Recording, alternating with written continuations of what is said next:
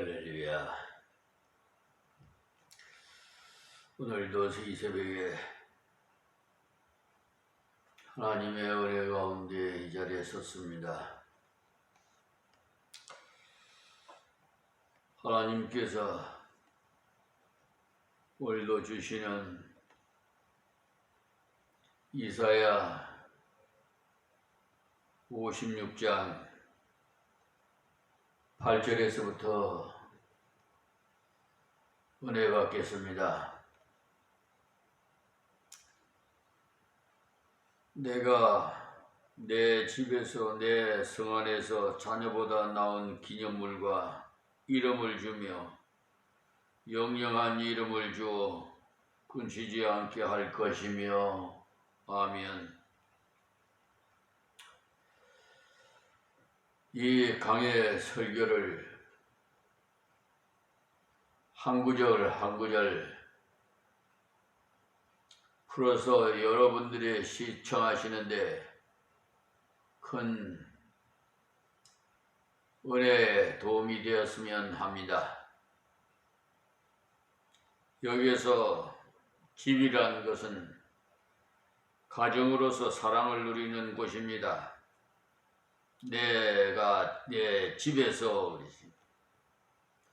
그러니까 성 안에서란 또 보호를 받는 것을 말하는데, 하나님의 사랑을 받으며 하나님의 보호를 받아 자녀보다 나은 기념물을 받는다, 이렇게 말씀하시는 것입니다.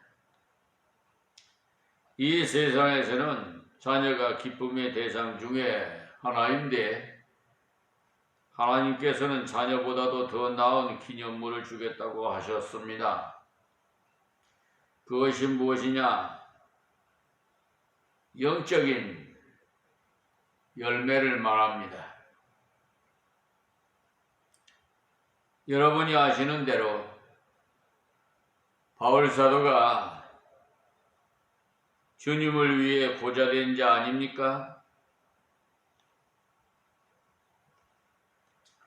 여러분, 성경 어디를 보더라도 이 바울 사도가 결혼했다는 것이 있습니까? 없죠.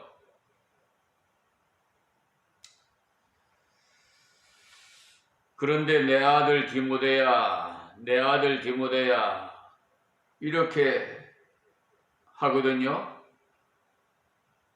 또 고린도전서에서도 보면 그리스도 안에서 1만 스승이 있으되 아비는 많지 아니하니 그리스도 예수 안에서 복음으로써 내가 너희를 낳았음이라고 고린도전서 4장 15절에 말씀하고 있습니다. 성경을 가르쳐주는 사람은 여럿이라도, 수많은 사람이라도 그 중에 중생하도록 복음을 처음으로 소개한 사람은 한 사람뿐이라서 바울 사도 자신은 바로 그런 의미에서 영적으로 아버지라는 것입니다. 우리가 어버이 주일날 해마다 맞이하죠.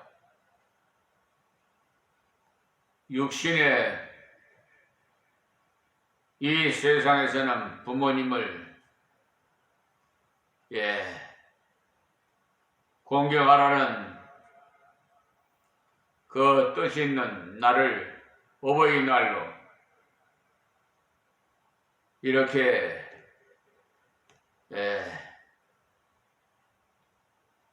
지내고 있습니다. 그러나 이 영적인 믿음의 아버지도 참 중요합니다. 고린도 교회 안에 여러 문제를 가지고 있는 교회였어요. 이 세계의 모든 교회들이 문제 없는 교회 하나도 없습니다. 또 이 세상 모든 사람, 세계 만민들도 문제 없는 사람 없어요.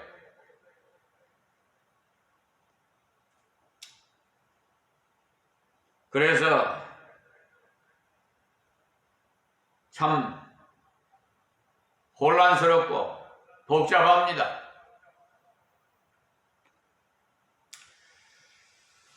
요즘 들어서 더욱 조금 인생 노하우가 좀 있다고 할까요? 그래서인지 몰라도 세상 사는 거 다 그렇더라고요. 결론적인 것은 다 헛되다는 것을 솔로몬이 고백했듯이 말이에요. 며칠 전에 이 나라 대통령 윤석열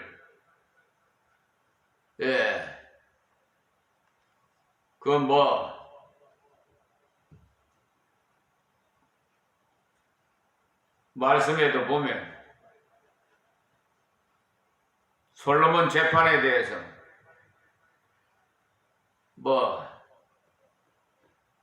말씀을 하시는데 어느 참모가 그 연설문을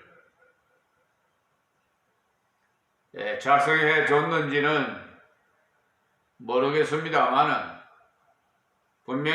분명한 것은 하나님을 믿는 자가 아닌가 그렇게 생각하고 있습니다.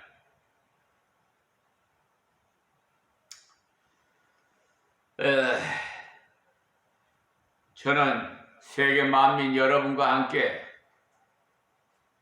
소원이라면 천국에서 다 여러분을 만났으면 합니다. 그러나 제 뜻대로 어디 되겠습니까? 아버지 뜻대로 하시는 거죠. 우리 아버지 하나님. 어떤 사람은 들림을 받고 어떤 사람은 버림을 받을 테니까 주여 주여 부르는 자마다 다 천국에 갈 수 없다고 말씀이 있지 않습니까? 불법을 행한 자들. 난 너 모른다. 그 말씀이 무슨 뜻입니까? 이 유튜브 방송을 시청하시는 여러분은 우리 하나님께서 나 너 모른다 이런 말 듣는 일이 없기를 간절히 부탁드립니다. 바울을 만나보니까 말도 신통치 않고 저 역시도 여러분 앞에 이 말씀을 전하고 있습니다만은 여러분과 성경이 똑같아서 또 오히려 비천한 종이라서 여러분보다 못해요. 그러나 하나님의 은혜로 이 자리에 섰습니다.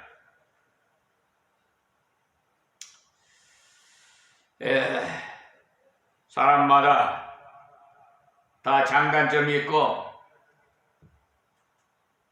또 대인관계에서 좀 매끄럽지 못한 분들도 있고 어쩌다 보면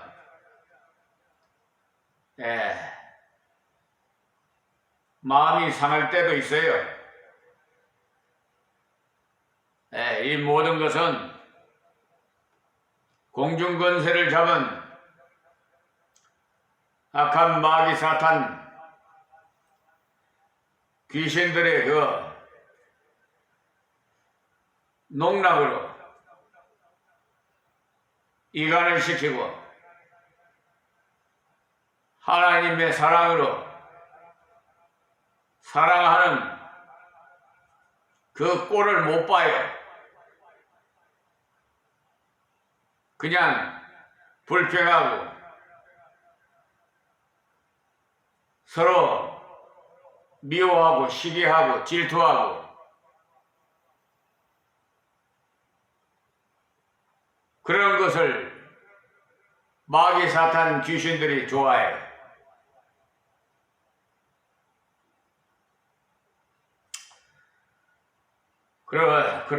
그렇지 않으려면 성령의 인도함을 받아야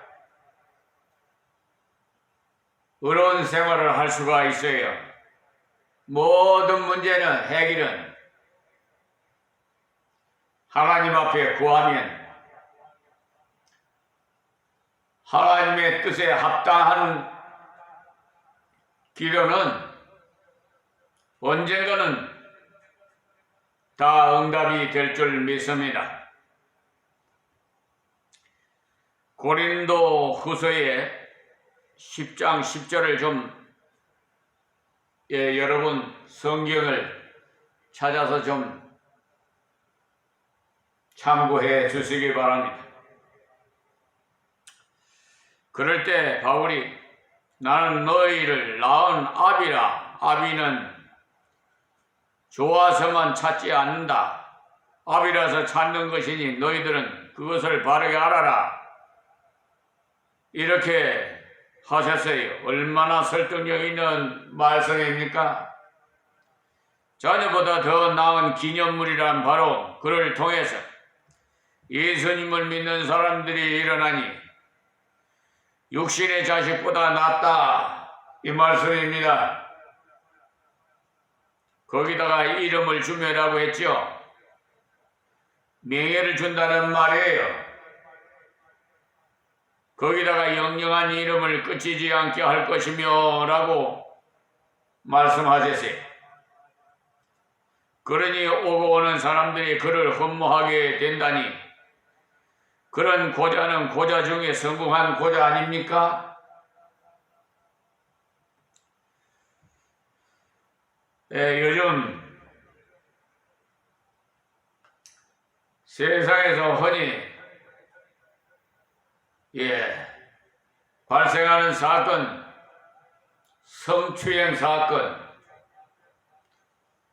특히 하나님을 믿는 백성, 리더자인 선지자라는 자, 목사가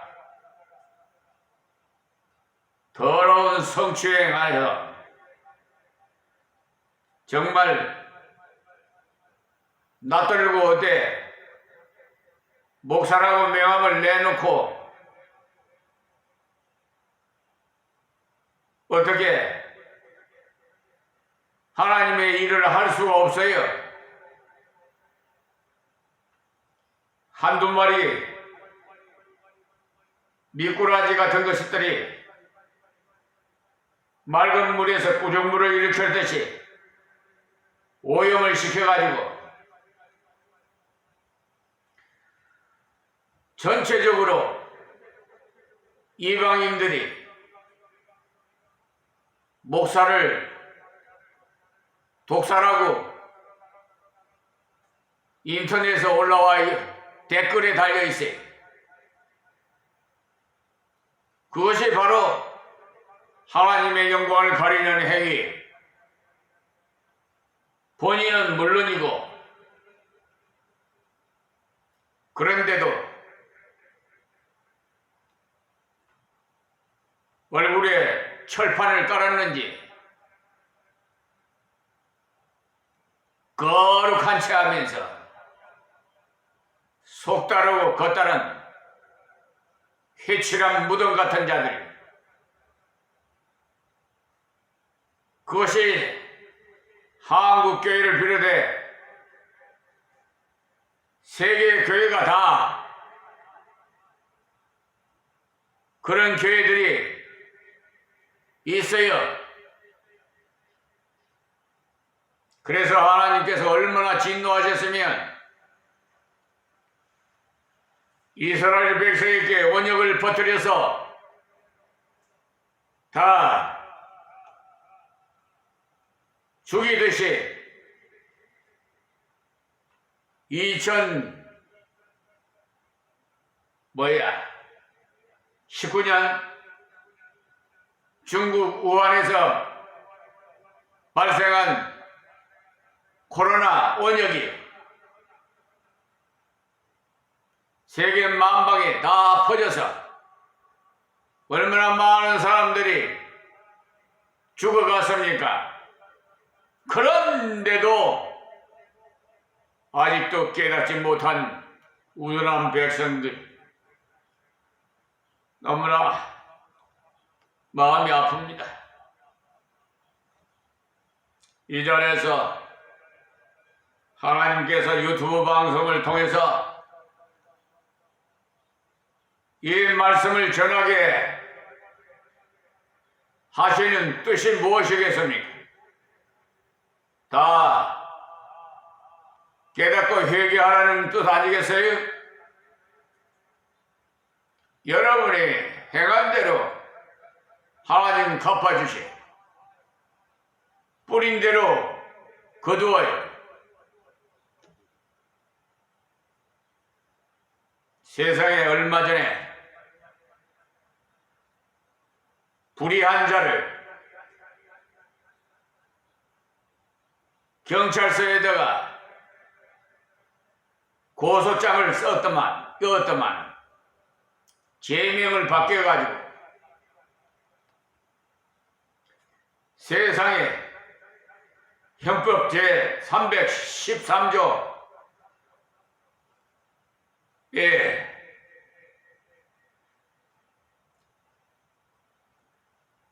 그 제명을 307조 명예훼손으로 바꿔놨어요. 왜 그러겠어요? 그것은 분명히 허위 공문서 작성 죄에 해당되는 것입니다. 신용훼손죄, 아니 신용훼손죄를 313장, 아니 그걸 명예훼손으로 바꿔놨으니 제명을 받겠으니 명백하게 허위 공문서 작성죄이고 직권남용죄예요. 그런데 어제 인천시 경찰서에서 그 담당 수사관이 팀장이라나 그 반부패 부에 있는 팀장이 뭐라고 왔느냐, 통보서에 각하로 왔어요. 각하는 죄가 없다는 거예요. 혐의가 없다는 거예요.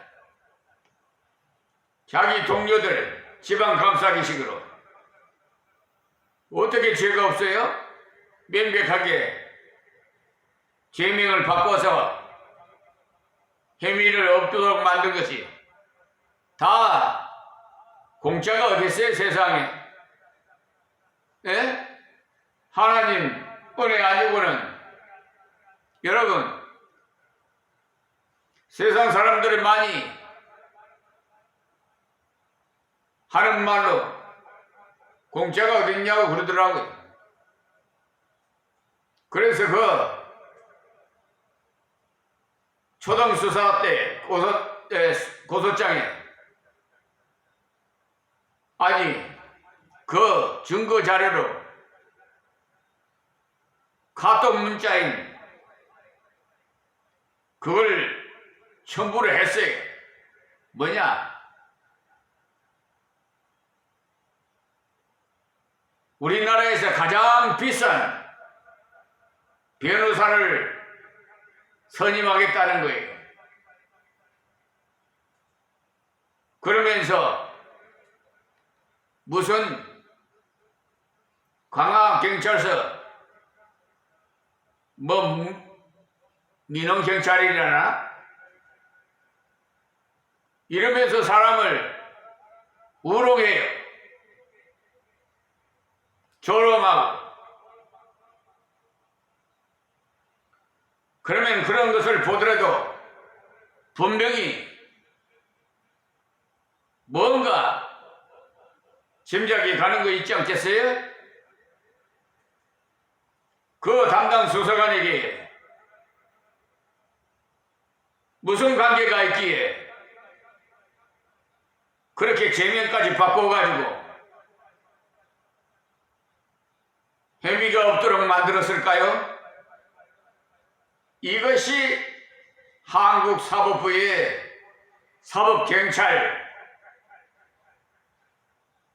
경찰 수사권을 경찰에다 넘길 때 경찰도 마찬가지예요. 검찰이나 경찰이나 거기에서 거기 서로 지방 감싸기 주고받고 뭐 때문에 그런 줄 아십니까? 이 돈 때문에. 돈이 우상이 돼서 그래요. 돈 주면 싫어하는 사람 누가 있습니까? 돈 주면서 좀 봐달라고 하면 그것을 뿌리치는 사람이 몇 사람이나 있겠어요?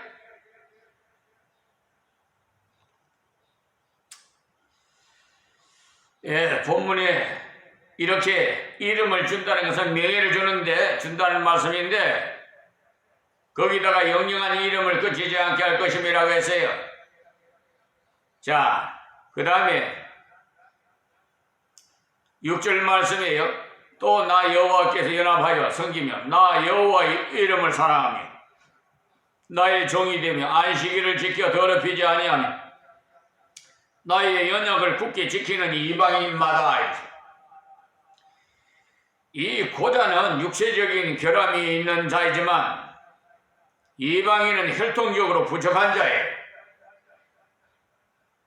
고자에게 했던 말과 같은 말입니다. 그러나 표현을 조금씩 다르게 표현한 것 뿐이지요. 연합한다는 말도 하나님과 늘 교통하는 것을 말하는 것이고요. 또 섬기되 하나님을 사랑하여 섬기니까 바로 하나님을 기뻐하는 것이죠. 그리고 종이 됨이라고 했어요. 하나님을 스스로 기쁨으로 섬기는 것을 말합니다. 대접받고자 섬기는 것이 아니고 섬기는 그것을 기뻐한다는 거예요. 예수님께서 제자의 발을 씻겨주면서 본을 받으라고 했지요. 우리 사람들은 섬기는 대상이에요. 믿음의 대상이 아니고 서빙의 대상이다 이 말이에요. 그런데 사람을 믿고 의지하다가 상처받은 분들, 시험 든 자들, 사기당하는 자들 많잖아요. 또 안식일을 지켜 더럽히지 아니하며라고 했는데 자기 모든 날들이 그러니까 우리 주님의 것인 줄 알고 자기의 시간을 주님께 드리면서 또 언약을 굳게 지키는 이방인마다라고 하셨는데 여기 언약을 믿고 지키는 누구에게든지 하나님께서 또 약속하시기를 깊은 교통에 이르는 저 성산에 이르게 하겠다고 다음 절에 말씀하시 7절에 내가 그를 성산으로 인도하여 기도하는 내 집에 그들을 기쁘게 할 것이며라고 했어요. 방황하지 않도록 하나님이 인도하시면서 거기다가 기도를 들으심으로 기쁘게 되겠다고 약속했어요. 그러니까 기도하는 즐거움을 주시고 기도를 응답하게 하여 주실 때 기쁨이 넘칠 것을 말씀해. 여러분 기도해가지고 응답되면 받으면 여러분 기쁩니까? 슬픕니까? 기쁘지요? 하나님의 뜻을 존중하면서 기도하면 기도가 자연스럽게 나올 뿐만 아니라 하나님이 응답하시는 체험을 얻게도 하십니다. 요한복음 16장 24절에 지금까지는 너희가 내 이름으로 아무것도 구하지 아니하였으나 구하라 그리하면 받으리니 너희 기쁨이 충만하리라고 말씀하셨어요. 기도가 이루어졌을 때 기도가 이루어졌기 때문이 아니라 하나님이 내 아버지시구나, 하나님은 나의 기도를 들으시고 계시는구나, 이런 사실을 생각하니까 더욱 기쁘지요. 그리고 그분의 번제와 희생은 나의 단에서 기꺼이 받게 되리니라고 했어요. 이 번제는 헌신 제사를 의미하는 것이니까 하나님 위에 일하는 것이나 주님을 섬기는 전부를 하나님께서 가까이 받으시겠다는 것입니다. 이는 내 집은 만민이 기도하는 집이라 일걸음이 될 것임이라 했어요. 6절 마지막에 이방인마다 하신 이유가 바로 이 말씀 때문이라는 뜻을 알 수가 있어요. 이런 사실을 볼 때 유대인들의 생각이 잘못되었다는 것을 알 수가 있어요. 유대인들은 자기들만 하나님의 백성이라고 이방 사람들은 아무것도 아니냐 생각하는데 벌써 구약에서 하나님이 내 집은 만민의 기도라는 집이라고 했어요. 그러니 하나님의 진리는 구약이나 신약이나 변함이 없는 것입니다. 어떤 사람은 이걸 구약은 아주 그냥 복음이 아닌 것 같이 구태 아주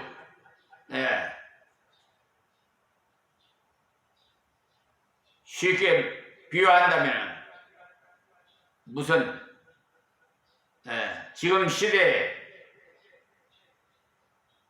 맞지 않는 것을 맞지 않다고 생각해서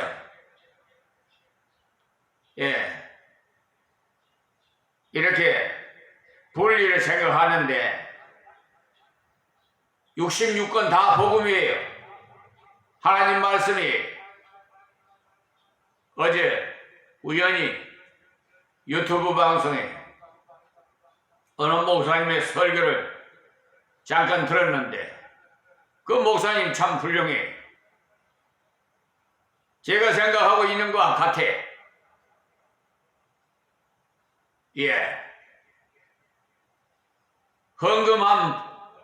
헌금 그 주머니 돌리지 않고 헌금함 딱 만들어서 자원해서 드리게. 또 11조 이것도 자원해서 드려야 그것이 하나님이 기뻐해요. 하나님께서 말씀하신 것은 선지자가 그대로 가르치는 것 뿐이에요. 10의 1조를 내야 되냐 안 내야 되냐 논쟁을 하고 있는데 여러분 믿음의 분량대로 하세요. 하나님 앞에 가서 나중 그 결과는 결과에 대한 아마 심판이 있을 거예요. 내가 하나님 돈을 도둑질했는가? 아니면은 강요를 당해서 억지로 냈는가? 이거 다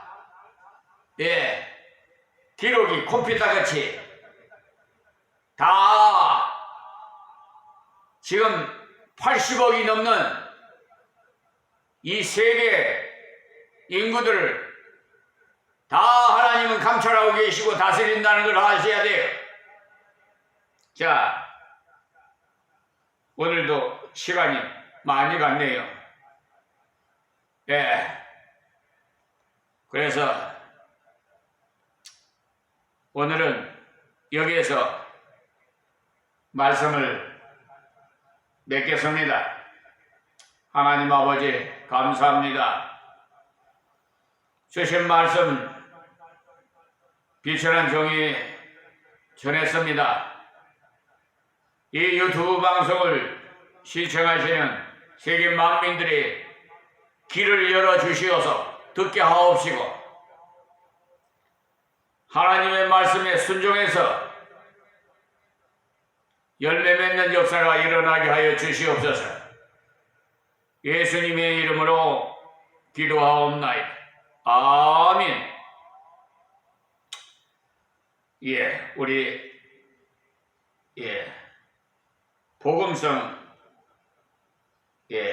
복음성입니다만 주님 예수 나의 동산입니다.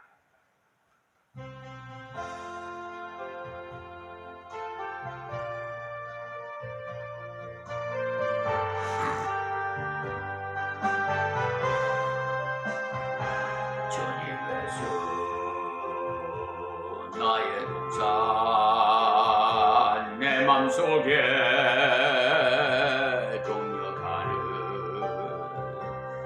아침 햇살 가득 안고 활짝 피는 백합 같아 그 안에서 이 생명도 피어나는 꽃들이라는 오 하나님 믿고 바쳐 주의 재단 밝히리니 은혜로운 사랑으로 하늘 평안 내리소서. 주님 예수 나의 동산 내 맘속에